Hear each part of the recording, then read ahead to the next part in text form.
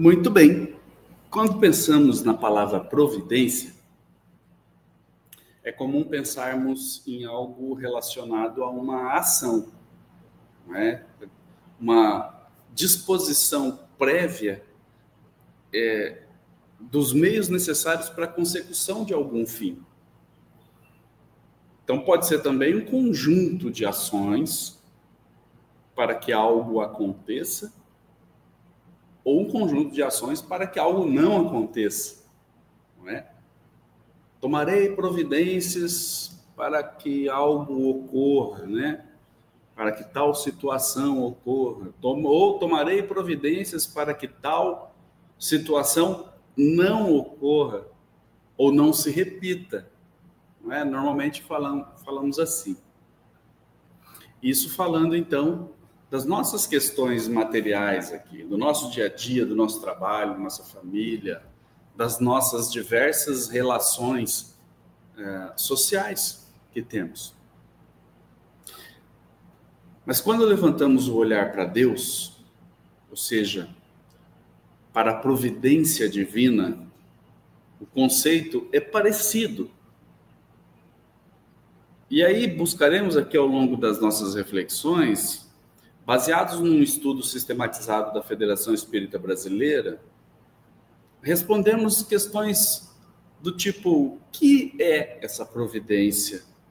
Considerando o sentido correto desse vocábulo, como podemos conceituar a providência divina? Vamos buscar também mencionar decisões tomadas pelo Criador que podemos enquadrar nessa ação providencial de nosso Pai Eterno. Vejam que aqui eu acabei de usar novamente a palavra ação, que já vai nos dando uma ideia do que encontraremos pela frente ao longo das nossas reflexões. Obviamente que esse estudo da FEB, da Federação Espírita Brasileira, baseado principalmente nas obras básicas, mas em especial, está baseado na Gênesis, especificamente capítulo 2, itens 20 até o 34. Então, tem todo um estudo Kardec falando sobre a providência divina. Então, há um estudo sistematizado da Federação Espírita Brasileira e essa reflexão de hoje foi construída em cima desse estudo e também de algumas obras complementares que nós utilizaremos aqui para nos enriquecermos mais. Sejam bem-vindos. Para nos enriquecermos ainda mais sobre esse tema da providência divina. Então, de acordo com Kardec, aqui na Gênesis, lá no capítulo 2, no item 20, ele diz assim, que a providência é a solicitude de Deus para com as suas criaturas. Ele está em toda parte, tudo vê, a tudo preside, mesmo as coisas mais mínimas. É nisto que consiste a ação providencial. Vejam a palavra ação novamente aparecendo aqui, a ação providencial. E o próprio início dessa frase, quando diz a providência é a solicitude de Deus, já a palavra solicitude também já pressupõe uma ação, não é? E na sequência desse item 20, Kardec vai traçando um raciocínio, construindo um raciocínio ao longo desses itens 20 e a sequência, para nos fazer entender. E ele traz um questionamento para começarmos a imaginar e tentar refletir sobre isso. Diz ele assim: como pode Deus, tão grande, tão poderoso, tão superior a tudo, imiscuir-se, ou seja, envolver-se em pormenores ínfimos, tão pequenos, preocupar-se com os menores atos e menores pensamentos de cada indivíduo? Mas aí ele coloca esse questionamento por conta dos incrédulos. Diz ele assim: esta interrogação que a si mesmo dirige o incrédulo, concluindo por dizer que, admitida a existência de Deus, só se pode admitir quanto à sua ação, olha a palavra ação novamente, que ela se exerça sobre as leis gerais do universo, que este funcione de toda a eternidade em virtude dessas leis, às quais toda criatura se acha submetida na esfera de suas atividades, sem que haja necessidade de uma intervenção incessante da providência. Então, o que Kardec está dizendo aqui? Que normalmente o incrédulo da providência divina pensa que Deus só se ocupa em suas ações das coisas grandiosas do universo. Podemos citar aqui, por exemplo, para complementar esse trecho da Gênesis, a questão 963 de O Livro dos Espíritos, onde Kardec pergunta: com cada homem individualmente Deus se ocupa? Não é ele muito grande e nós muito pequeninos para que cada indivíduo em particular, a seus olhos, ou seja, aos olhos de Deus, tenha alguma importância? Veja as duas perguntas em uma que Kardec fez, né? E a resposta dos espíritos é: Deus se ocupa com todos os seres que criou, todos. Por mais pequeninos que sejam, nada para sua bondade é pequeno demais. Quando eu li essa questão, eu pensei assim nos pernilongos que eu mato. Eu tenho uma dificuldade com mosquito que é impressionante. E a hora que eu mato, eu falo assim: nossa, Deus está vendo isso. O que será que ele está imaginando? Mas cada um no seu tempo. Tá bom. Pensei no pernilongo por causa da pequenez. Que ele ainda está num processo evolutivo também. Mas vamos lá. No item 21 seguinte, nós vamos entender por que isso ocorre. E Kardec vai nos dizer que no estado de inferioridade em que ainda se encontram, que nós nos encontramos, só muito dificilmente podem os homens compreender que Deus seja infinito. Muito dificilmente a gente compreende isso. Vendo-se limitados e circunscritos, ou seja, a gente já entende que a gente é limitado e circunscrito. A gente está limitado num setor. Eles o imaginam também circunscrito e a semelhança deles. Então a gente imagina Deus à nossa semelhança. Os quadros em que o vemos com traços humanos não contribuem pouco para entreter esse erro no espírito das massas, que dele adoram mais a forma do que o pensamento. Para a maioria, é ele um soberano poderoso, sentado num trono inacessível e perdido na imensidade dos céus. Tendo restritas suas faculdades e percepções, não compreendem que Deus possa e se digne de intervir diretamente nas pequeninas coisas. Vejam que interessante esse raciocínio que Kardec nos expõe aqui. Nos encontramos ainda em tal grau de inferioridade que temos a dificuldade de compreender que o Criador não mora fora da criatura. E aí nós tentamos personificar Deus. É isso que ele diz quando a gente pinta quadros de Deus por aí. A gente tenta personificar, imaginando Deus como um senhor de roupas brancas, de barbas longas, também brancas, não é? Sentado num trono em algum lugar por aí. Ainda temos muitas coisas das quais não temos condições intelectuais nem morais, especialmente morais, para compreender. Nem tudo nos é dado saber. Essa frase, nem tudo nos é dado saber, me lembrou aqui na obra A Caminho da Luz, logo no início, Emmanuel já começa assim: ao que nos foi dado saber. Aí ele conta a história da formação do planeta, já no primeiro capítulo, da formação do planeta Terra. Então, se Emmanuel, já no ponto evolutivo em que está, fala assim, ao que nos foi dado saber, ou seja, aquilo que ele já tinha condições de compreender, ele relatou. Você imagina nós.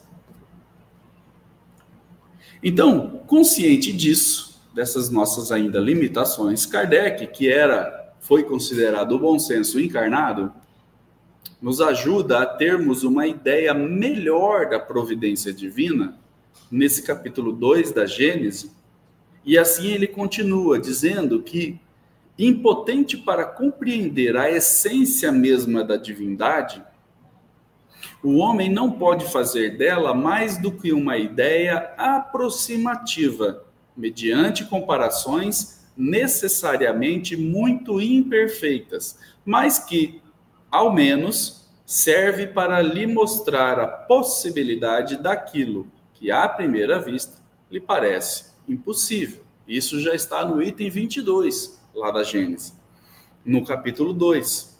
E daqui por diante, Kardec vai traçar uma espécie de analogia, depois ele traz de fato uma analogia, para alcançarmos uma ideia melhor, um raciocínio fantástico que ele faz aqui, que nós vamos acompanhar agora na íntegra.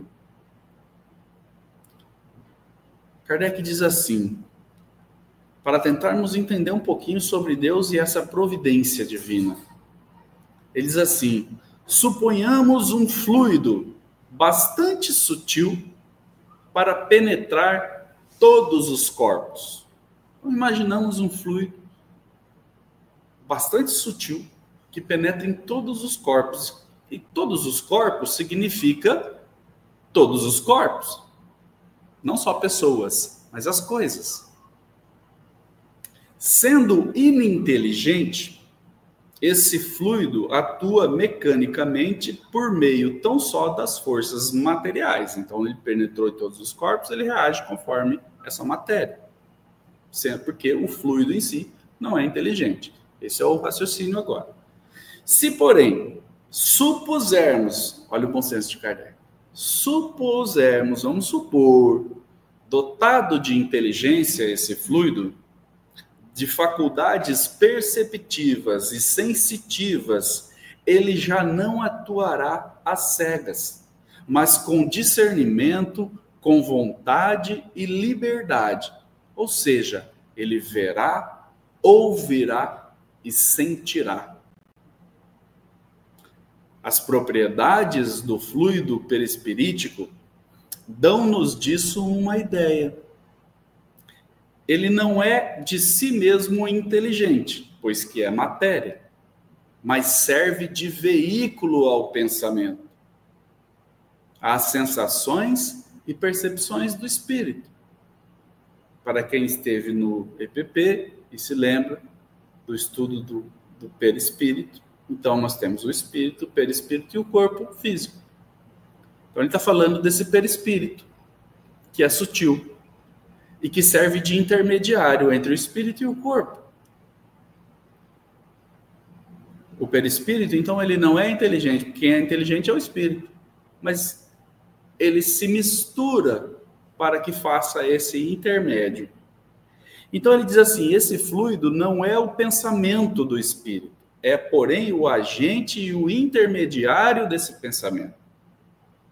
Sendo quem o transmite, fica, de certo modo, impregnado do pensamento transmitido. Na impossibilidade em que nos achamos de o isolar, não tem como isolar, a nós nos parece que ele, o pensamento, faz coro com esse fluido. Com este se confunde, como sucede com o som e o ar. Não é? Quando eu falo aqui, vocês ouvem imediatamente o ar que está carregando o som da minha voz até o ouvido de vocês. Eles se confundem, porque é muito rápido. O ar está impregnado com o som da minha voz, nesse momento. De maneira que podemos, a bem dizer, materializá-lo. Assim, como dizemos que o ar se torna sonoro, poderíamos, tomando o efeito pela causa, dizer que o fluido se torna inteligente. Lembramos que ficou um pouco confuso, mas ele vai esclarecer. Lembramos que nós estamos tecendo uma espécie de analogia para entendermos chegar na providência divina e em Deus propriamente. Olha o que ele diz na sequência, já no item 24. Seja ou não desta forma, no que concerne ao pensamento de Deus, isto é, quer o pensamento de Deus atue diretamente, quer por intermédio de um fluido, para facilitarmos a compreensão à nossa inteligência, figuremo-lo sob a forma concreta de um fluido inteligente que enche o universo infinito e penetra todas as partes da criação, a natureza inteira mergulhada no fluido divino. Então ele está convidando a gente a imaginar isso, sendo essa inteligência, esse fluido inteligente, e ele penetra em todas as coisas. Ora, em virtude do princípio de que as partes de um todo são da mesma natureza e têm as mesmas propriedades que ele, cada átomo desse fluido, se assim nos podemos exprimir, possuindo o pensamento, isto é, os atributos essenciais da divindade, e estando o mesmo fluido em toda a parte, tudo está submetido à ação inteligente, à sua previdência e à sua solicitude.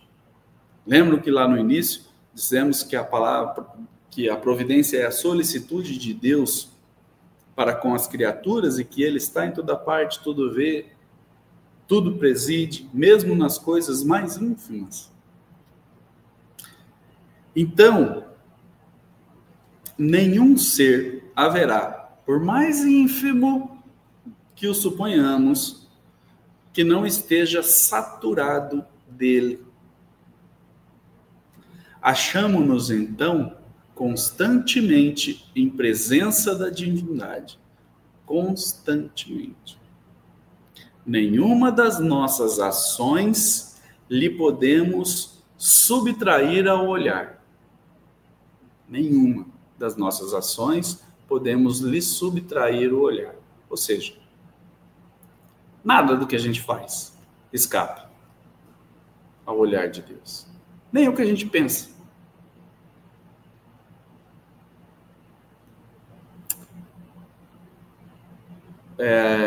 O nosso pensamento, olha, eu falei do pensamento, né? Ele diz assim, o nosso pensamento está em contato ininterrupto com o seu pensamento, havendo, pois, razão para dizer-se que Deus vê os mais profundos refolhos do nosso coração. Estamos nele como ele está em nós, segundo as palavras do Cristo. Para estender a sua solicitude a todas as criaturas, não precisa Deus lançar o olhar do alto da imensidade. Lembramos novamente aqui das nossas limitações em imaginarmos Deus como um velho ancião de barbas longas, lá do alto, que vai de lá de cima olhar o que se passa aqui. Por muitas vezes, nós procuramos Deus nessa distância, como se Deus estivesse lá, e eu estou lá indo no caminho dele. Mas esse lá não é lá, é aqui. Nós já estamos impregnados dele. As nossas preces, olha o que diz Kardec.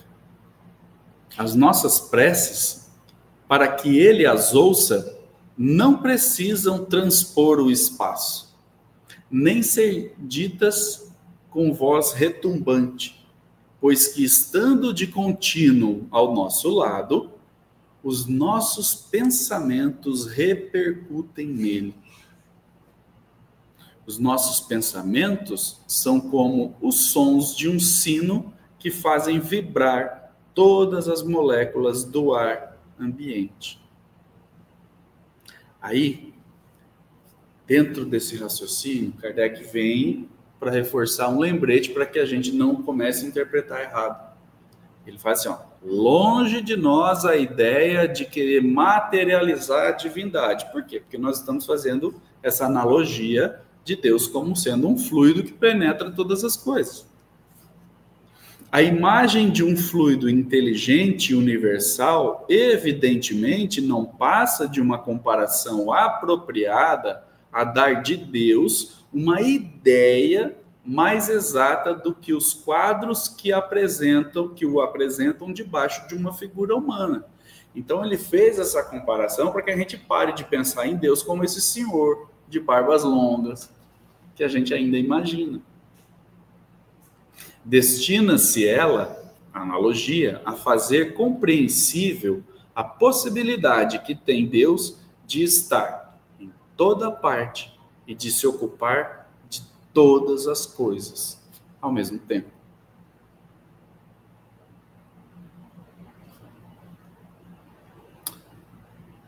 Para fecharmos aqui essa primeira parte, essa primeira etapa,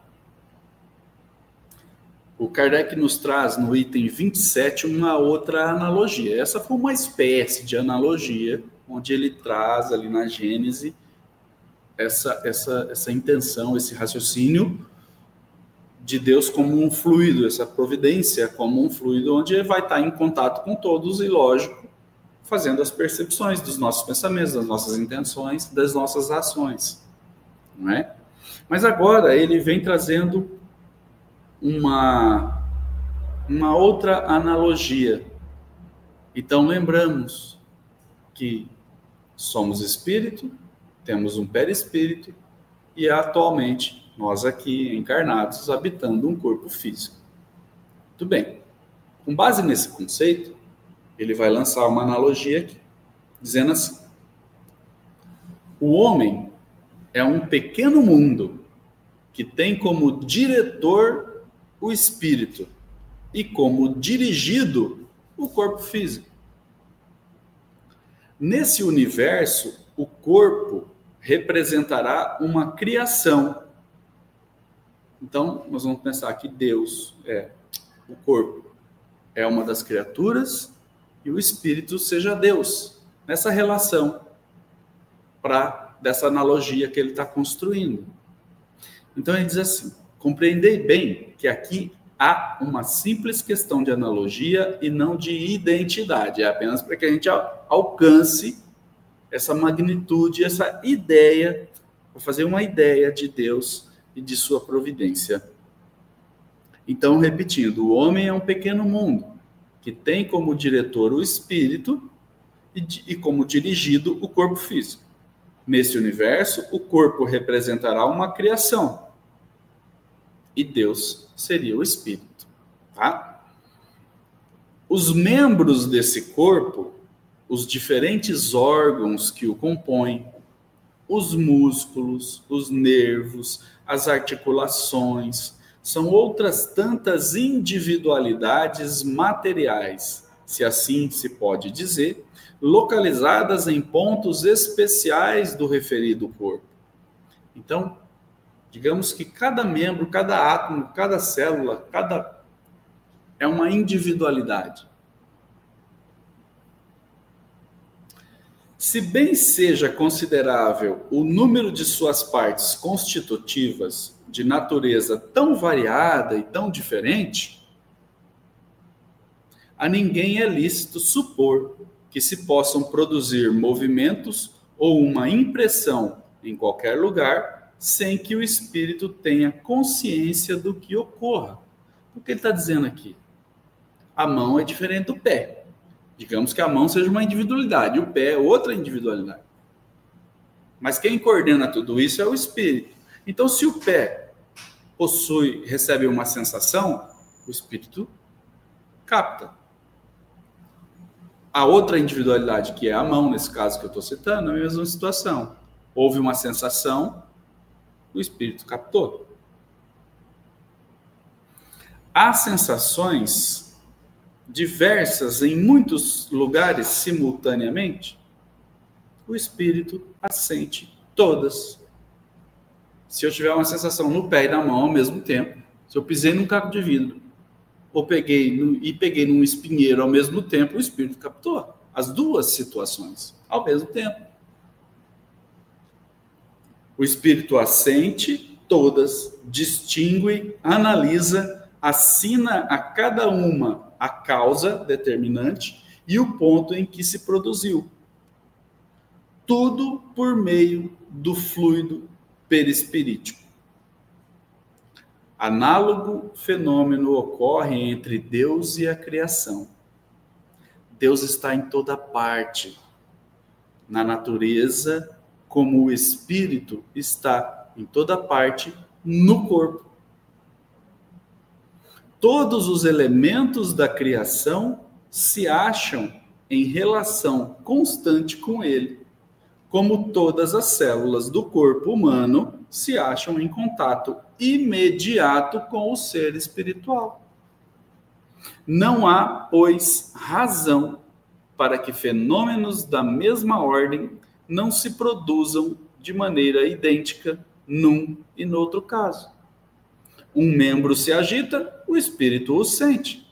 Uma criatura pensa, Deus o sabe. Não é maravilhoso esse raciocínio de Kardec aqui? Para a gente começar a compreender como que Deus está dentro de nós e nós nele. Assim a gente começa a não mais personificar Deus e entender a grandeza disso.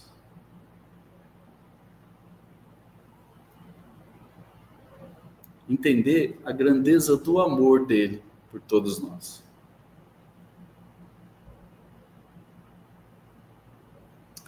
E por que nós trouxemos todas essas questões até aqui? Para entendermos os mecanismos de ação da providência divina, é preciso ter alguma compreensão das leis que regem os fluidos. Por isso nós falamos todos esses exemplos. Os tipos e frequências das vibrações energéticas, pois são estes elementos materiais que servem de veículo à manifestação da vontade do Criador e de todos os espíritos, ainda que em escala bem reduzida. É assim que a gente interage no mundo corporal e com o mundo espiritual. Agora, vamos trazer o olhar para nós mesmos, percebendo a providência divina como ação ininterrupta em nossas vidas, com informações obtidas em algumas obras complementares que nós buscamos. Leon Denis, na obra Depois da Morte, lá no capítulo 36, numa exposição em que ele vai contando uma história, em contato com ele vai traçando a história, contando a história de um espírito que em contato com, então já está desencarnado, em contato com suas existências anteriores, marcada por cenas de assassinatos, de expoliação, em que ele era culpado, ele sofre muito quando teve contato com essas cenas em que ele mesmo causou danos lá atrás. Pois esse reviver das suas mais secretas recordações, a lembrança que é um aguilhão incandescente, queima e despedaça. E assim, contando essa história, ele vai arrematar dizendo o seguinte: quando se experimenta esse sofrimento que esse espírito teve, devemos compreender e louvar a providência divina, olha a providência aqui, que nolo poupando durante a vida terrena, nos dá assim, com a calma de espírito, uma liberdade maior de ação para trabalharmos em nosso aperfeiçoamento. Aqui já começamos a visualizar a providência divina atuando em nossas vidas. Por quê? Imaginemos nós aqui, lembrando o que fizemos em existências anteriores. É provável que não suportaríamos o peso do remorso por tantos erros cometidos lá atrás. É provável. E aí essa providência divina, esse amor de Deus por nós, permite a gente reencarnar, não lembrando dessas situações, para que a gente possa se reconstruir. É uma nova oportunidade. Porque se a gente lembra de tudo, é difícil. Se hoje, encarnados, a gente lembra de erros cometidos nessa vida, erros que cometemos e nos arrependemos, aquele arrependimento mesmo, já dói, e dói bastante. Você imagina, e lembrar de tudo. Então esse amor, essa misericórdia de Deus, essa providência, é para que a gente possa construir uma nova história a cada dia. A cada dia. Acordamos de manhã, abriu o olho, ainda está encarnado. Puxa, que oportunidade maravilhosa de ainda estar aqui. De ter a oportunidade de reconstruir. Começamos então a entender as causas da nossa infelicidade. Estamos mergulhados na lei de Deus. E nos tornamos infelizes quando dessas leis a gente se afasta. Ou seja, utilizamos mal o nosso livre-arbítrio. Assim a gente se torna infeliz. Devemos, portanto, considerar que, a despeito da ação providencial de Deus para com as suas criaturas, todas as suas criaturas, estamos vinculados aos resultados do nosso livre-arbítrio.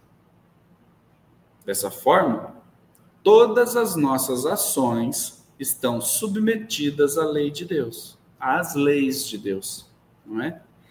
Nenhuma há, por mais insignificante que nos pareça, que não possa ser uma violação daquelas leis. Se sofremos as consequências dessa violação, só nos devemos queixar de nós mesmos. Que desse modo nos fazemos os causadores da nossa felicidade ou da nossa infelicidade futuras.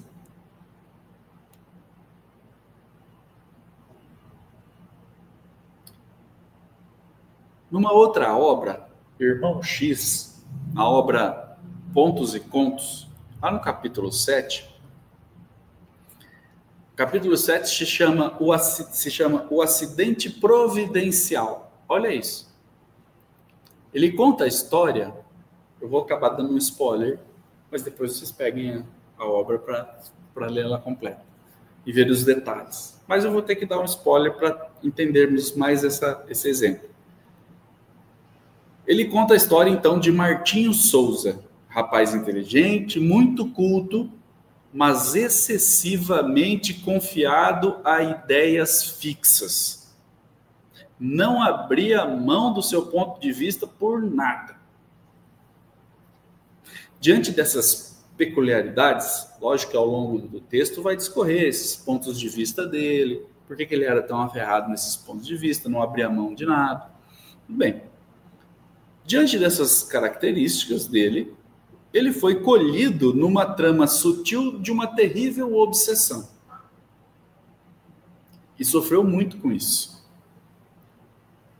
E mesmo com muitos amigos enviados por Deus, recomendando que ele buscasse, no exemplo, uma casa espírita para pedir orientação, ele não acreditou nisso e atribuía toda a sua perturbação a questões de saúde física, buscando solução somente na medicina, constantemente, inclusive. Então, veja, mesmo Deus enviando várias pessoas para lhe dando umas dicas, lhe dando recomendações, conselhos, já era a providência divina em ação. Ele não acreditou, ele não abria mão da opinião dele. E ficou ali, batalhando, em cima da medicina, para a solução dos males físicos que estava atormentando tanto a mente quanto o corpo. Muito bem. Certa vez, os obsessores lhe induziram um pensamento para que ele subisse no alto de uma árvore, a mais alta que ele tinha lá, no seu quintal, para poder respirar ar puro.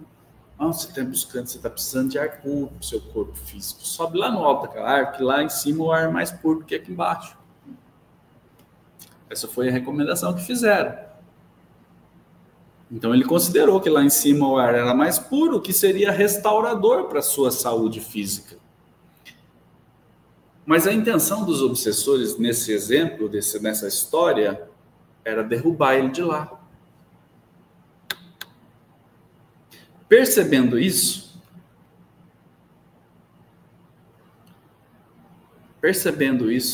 essa intenção dos obsessores, vejam o diálogo de alguns colaboradores espirituais desse rapaz, indagando o diretor das atividades de socorro, porque tem uma equipe atendendo, não só o anjo de guarda dele, tem amigos espirituais que gostam da pessoa e ajudam também.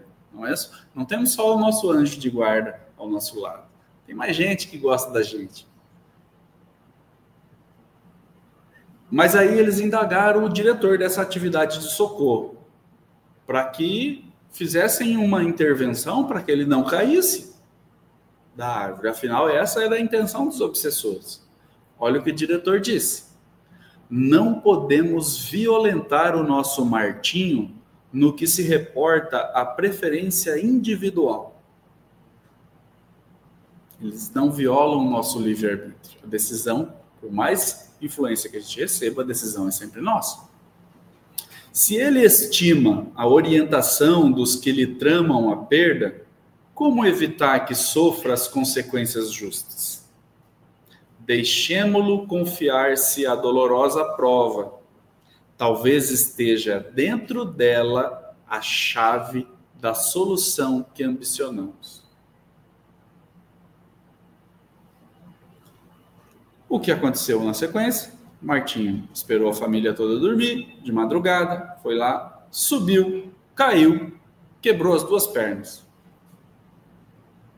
Após ser atendido, socorrido, aconteceu todos os tratamentos, ficou imobilizado, com gesso nas duas pernas. E imobilizado numa cama, ele teve que ouvir um dos amigos fazer uma leitura do Evangelho para ele. Ele não tinha como sair dali, estava engessado. Veja a providência divina atuando. Teve que ouvir a leitura do Evangelho por alguns amigos, recebeu passes curativos e se libertou da obsessão. Por isso o título da obra, O Acidente Providencial. Transcorridas algumas semanas, quando conseguiu locomover-se, era outro homem. Sua queda na mangueira fora o remédio providencial. Após ler essa história aqui, eu me lembrei de um caso que ocorreu no escritório do meu pai, aqui no centro de Goieri. Uma história que eu fiz a relação com essa. Certa vez, eu estava numa confraternização com amigos. Era justamente um sábado, como esse, à noite, como essa. E eu recebo uma ligação do meu vizinho. Essa é a história real, tá, gente? Eu recebi uma ligação do meu vizinho dizendo assim: Júnior, a polícia está aqui na sua casa porque tentaram invadir o escritório do seu pai e você precisa descer lá para resolver essa situação. E tá bom. Saí da confraternização e parti lá para o escritório. E cheguei lá, já estava o SAMU relevando uma pessoa para dentro da ambulância. E aí eu fui me inteirar do assunto. O que aconteceu? Um rapaz, possivelmente, pelo que me informaram, viciado em drogas, ele tentou invadir o escritório. Não fazia muito tempo que meu pai tinha desencarnado, as coisas do escritório ainda estavam todas lá dentro. Ele tentou invadir o escritório para roubar alguma coisa. E ele tentou invadir pela janelinha do banheiro. A janelinha do banheiro é basculante, igual essa daí, só que dá pequena. Então aí o que ele fez? Ele empilhou alguns tijolos, subiu nesses tijolos, quebrou o vidro, tinha sangue para todo lado lá, que ele quebrou com a mão assim. E tentou passar. Quando ele passou a cabeça, os tijolos tombou e ele ficou preso. Ele ainda teve forças para gritar socorro por algum tempo. Os vizinhos escutaram e chamaram a polícia. Se demorasse mais, no dia seguinte, ou eu, mais provavelmente seria a minha irmã, que ia encontrar ele lá, enforcado. Mas, graças a Deus, os vizinhos escutaram, chamaram a polícia e aconteceu todo esse desfecho. Por que eu fiz a relação com essa história do Martinho que nós acabamos de contar? Porque, naquela época, eu que não tinha o entendimento que tenho hoje da providência divina, pensei assim, e só baseando na justiça dos homens, pensei, bem feito.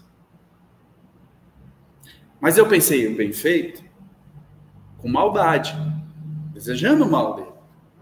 Bem feito. Vai invadir as coisas dos outros. Aí, ó.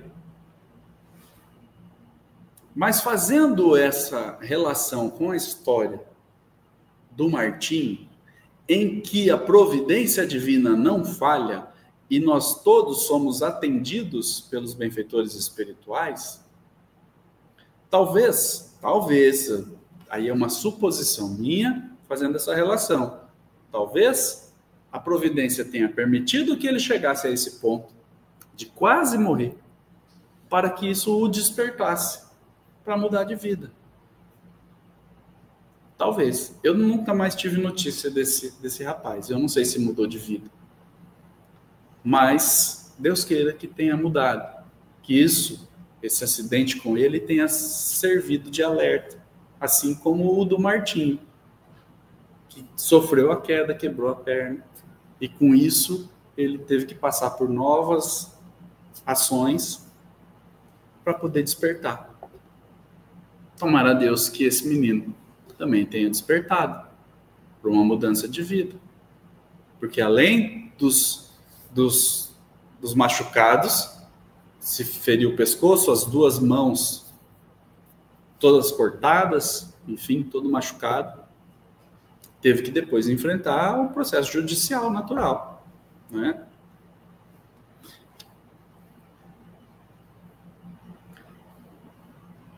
Então, acho que esse esclarecimento do amparo e da providência divina nas nossas vidas ajuda. Se a gente tem esse conhecimento de como Deus vai se mexendo nas nossas vidas, ajuda a gente a perceber a grandeza. Então, quantos de nós aqui já podemos nos dar conta da providência divina em nossas vidas, atuando normalmente através dos nossos benfeitores espirituais, ou nosso anjo de guarda, e nossos amigos espirituais que nos querem bem. Situação que nos ocorre muitas vezes, em princípio, um momento doloroso, como esse que eu citei. mas que evitou um sofrimento maior. Outras vezes, um atraso providencial, que nos livrou de certa situação. Nossa, me atrasei. Olha, mas se eu não tivesse me atrasado, tinha acontecido uma coisa ruim lá. Me livrou, de repente, de uma situação perigosa, ou de uma situação constrangedora. E assim como falamos, então, dos nossos amigos espirituais, o guia a quem Deus nos confiou, nós vamos falar um pouquinho dele rapidinho. A providência, ela é assim. O espírito superior, o anjo velando sobre o infortúnio, o consolador invisível, cujas inspirações reaquecem o coração gelado pelo desespero e cujos fluidos vivificantes sustentam o viajor prostrado pela fadiga. A providência é, por fim, e principalmente, o amor divino derramando em abundância sobre seus filhos. A providência divina, em relação à humanidade terrena, manifestou-se ainda quando Deus nos confiou a Jesus, como discípulos confiados a um mestre, como ovelhas confiadas a um pastor. Com que solicitude e paciência, então, ele nos vem, desde então, ensinando e conduzindo através de séculos e milênios. O homem pode ter certeza, pois, de que em momento algum se encontra desamparado e entregue à própria sorte. Porque o mundo em que vivemos, graças à bondade e à providência de Deus, tem no seu leme aquele que a doutrina espírita considera modelo e guia da humanidade, que é Jesus.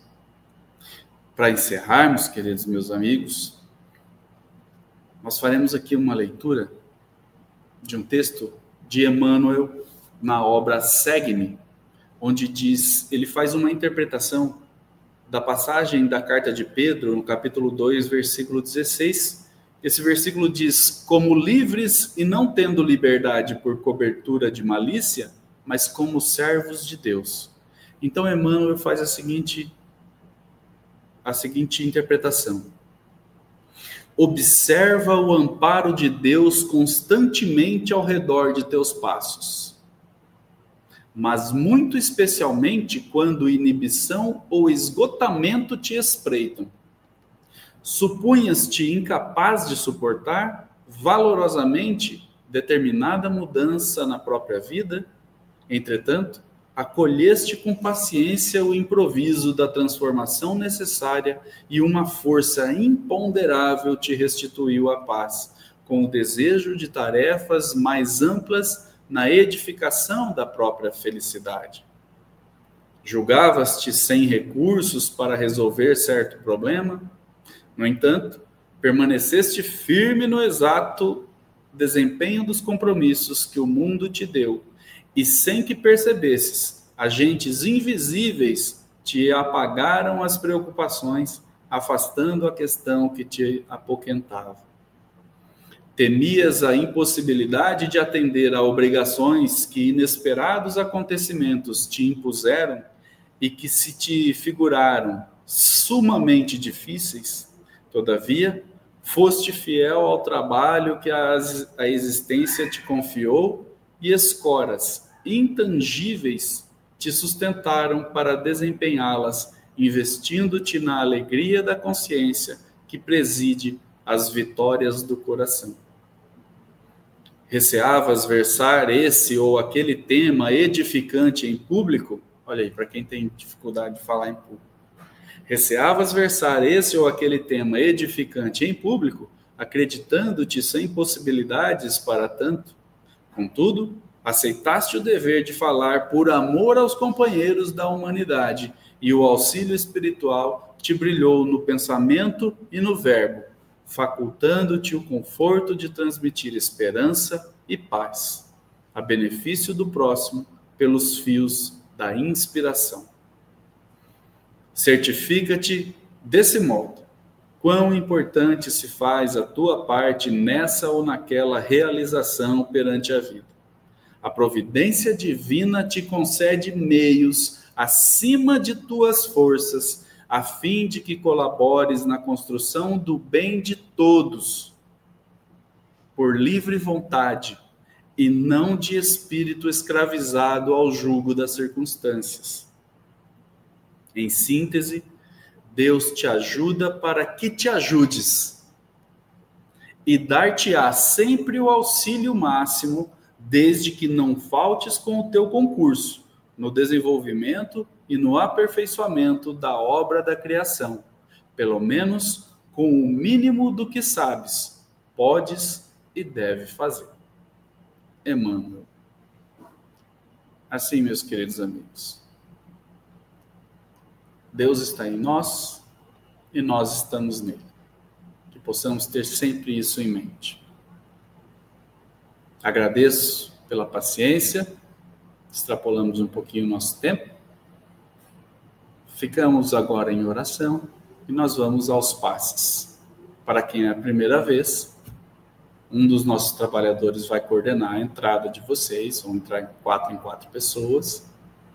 Basta elevar os pensamentos